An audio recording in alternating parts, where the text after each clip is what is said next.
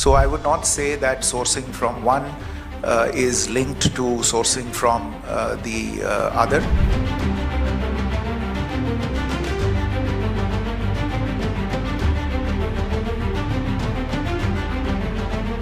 We are discussing today what India and Germany, or how India and Germany have bridged what could be called a strategic divide between the two countries.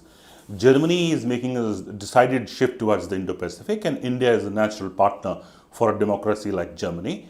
Today, when Prime Minister Narendra Modi and German Chancellor Friedrich Merz met in Ahmedabad, several discussions have happened regarding defense industrial cooperation. The two sides have agreed to have a defense industrial cooperation roadmap, which will include or rather lead to co-production and co-development of critical equipment. India has two immediate targets: one, a submarine with the latest air-independent propulsion technology, and also armed drones. Europe is already making these drones. I'll bring you onto the program later. However, India has also clarified this defense industrial cooperation does not mean that its ties with Russia are in question. This arose today because Foreign Secretary Vikram Misri was asked at a press briefing if what Chancellor Merz said regarding Russia's supplies to India. I'll first paraphrase what the Chancellor said. The Chancellor said that Germany is looking to increase military supplies to India and hopes that India's supplies from Russia will taper off. Now, when Vikram Misri was asked this at a press conference later after the Modi and Merz meeting, was that Misri said the following, I again paraphrase, saying that does not mean that India sourcing from one country hinges upon or is in lieu of another country. That means Russia will remain as it was, and the tie-up with Germany does not impinge upon India-Russia military ties, which have been long-standing for almost 65 years now. Coming back to what India and Germany are going to do.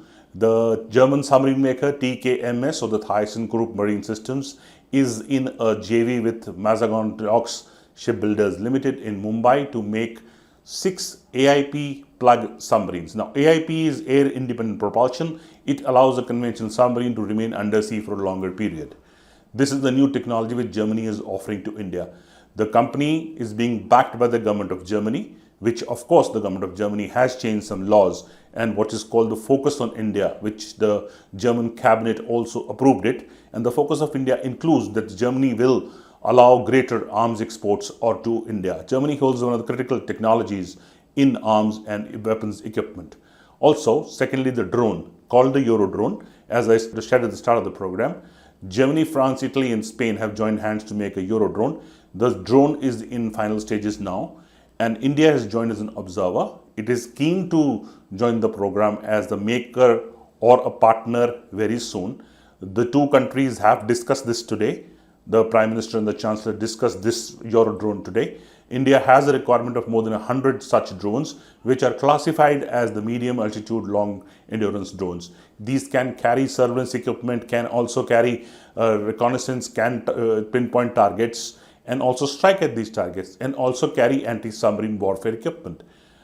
These two targets, as I told you, the submarine and the Eurodrone, are the immediate targets in front of the India-Germany defense collaboration. Of course, there are other aspects also, like this German company Hensoldt, which had a tie-up with Hindustan Aeronautics Limited.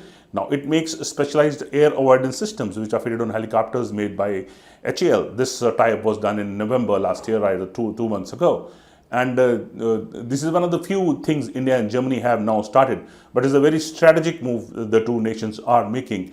Also, coming back to what happened today in Ahmedabad, India also has agreed to have a 1.5 track or track 1.5 diplomacy dialogue between foreign policy and strategic policy. That is very important because such 1.5 track dialogues happen between very few partners or two friends. It is that kind of a dialogue. Secondly, also India and Germany are working at the following also: a reciprocal arrangement for Germany and India to exchange goods, military goods and oils and supplies. It will be important when Germany comes to, or rather starts basing itself more often in the Indo-Pacific. Last year, German ships were part of a flotilla which was here in the Indo-Pacific. Again, if Germany wants to be here in the Indo-Pacific, it needs logistics and supplies. With the reciprocal arrangement being coming up, the ships from Germany's Navy will have the facility to refuel at Indian ports. Secondly, also DRDO and India's research arm and its parallel arm in the country of Germany are also tying up for future defense technologies.